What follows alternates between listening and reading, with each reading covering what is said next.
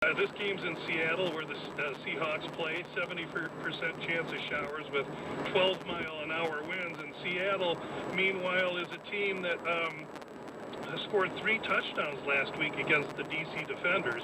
That's another reason why I like the Guardians. Seattle was supposed to be the worst team in the league.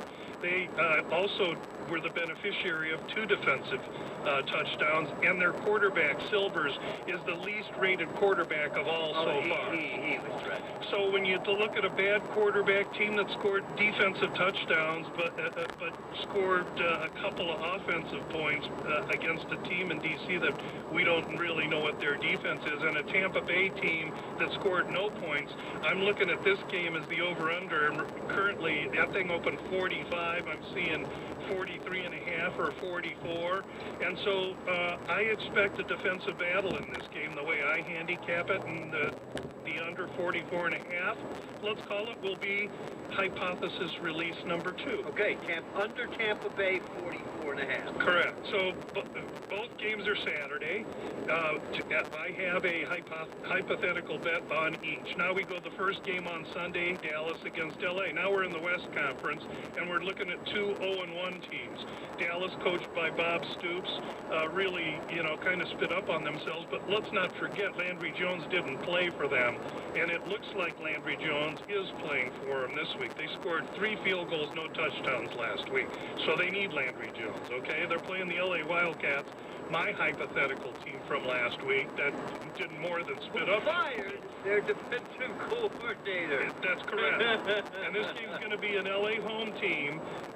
Josh Johnson was out of the game last week, so that's their starting quarterback. Will he be in this week?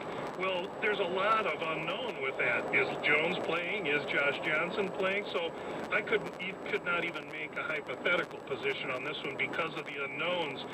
But I will say this. LA firing their defensive coordinator after 1 game, there's disarray in that house. That's a knee-jerk, quick overreaction. I'll be watching that as we go further. Especially, it's the great Pepper Johnson. God, I loved him when he played. Yeah, right. Oh, man. I mean, if you can't coach 1 game and you're coached like in 4 or 5 different places in the NFL. Let's see what their defense does this week. Yeah. So now we're going to go to the last game. And I find Sorry, Lou, hypothetical. I was talking over your pick on that game. There was none.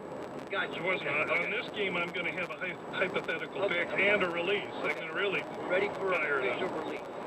Okay, so we're looking now at St. Louis. I think they're the Battlehawks. I still don't know their names.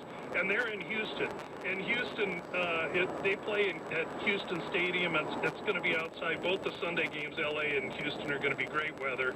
Houston's 1-0. So is St. Louis. So this is a battle of unbeaten. Houston coached by June Jones, P.J. Walker last week. 4 touchdowns, 275 yards, and now we get a little bit of recency, okay? This game opened up 4.5. Houston given 4.5. Now it's 7.5. Wow. That is my prescription, is everybody. And everybody's on Houston, okay? Yeah. So while everybody's on Houston, when they said sit down, I stood up. So theoretical bet. And when I made my notes, it was St. Louis at 8, so it's come down a little bit. There's been a little buyback on St. Louis.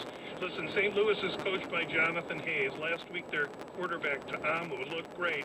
Matt Jones looked great, and that's the one team of the 8 XFL teams that stands out like a sore thumb because they play 13 personnel. They put tight ends in. They run this Matt Jones. They're big. They're physical.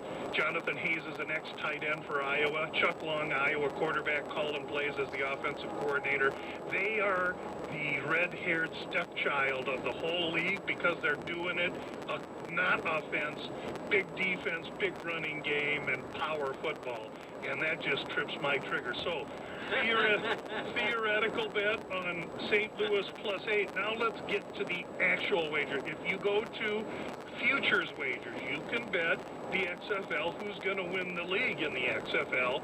And if you go down, you shop the various prices, you can tell the bookmakers have no clue because everybody's from 3-1 to about 8-1, 10-1. Right. Seattle's the longest at 10-1. Most everywhere, if you have a good shop, St. Louis is still 8-1. And if you shop and look around, you get a guy that makes a mistake, you might get better than that. But I liked the way this St. Louis looked last week. I liked what I was hearing as I was listening to Hayes talk to his staff and the way he was coaching. And that team was getting totally overlooked and underappreciated before they came out and beat Dallas, a team that was 9.5-point favorite. There's something going on in St. Louis, I think, and I'm going to take a taste of them at 8-1 on a futures wager, and that's an opportunity for me to make a small wager That's to now. win the championship? That's to win the XFL championship, and I can make a small wager now in week 2, and hopefully I'm still alive come week 8 and week 9. You never know, but I'm willing to, from what I've seen so far, disclose that I think that's an underappreciated team. By the way, St. Louis had the highest ratings of any of the 8 markets. And you can understand that because they lost the Rams and they're starved. Yeah. Real quickly, any of the new rules you saw that, I thought the kickoff rule was really intriguing. And it's a good, I don't want the kickoff to go away, but it is being minimized. This to me is a good compromise. I look at it not by whether I like it or not. I look at it as to how fast I can incorporate it into advantage. And the biggest areas that I draw to then is the extra points, being a 2-yard, a 5-yard, and a 10-yard. And so what that does is crush all the numbers that we use in the NFL. So my numbers burned into my head that 18% of the games land on 3, at 7's a key number, then there's 4, 6, and 10. Those numbers, that goes away. And so how fast can I adjust to this, and how fast can these coaches adjust to their decisions on 2 and 3-point conversions? And so that's a study in progress. But I still come back to a team like St. Louis that has everyone betting against them.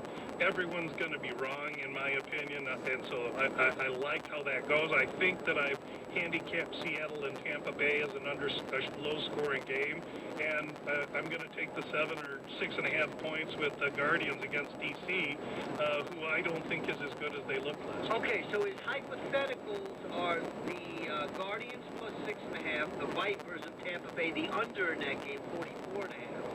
And the Battlehawks of St. Louis plus 8. Those are,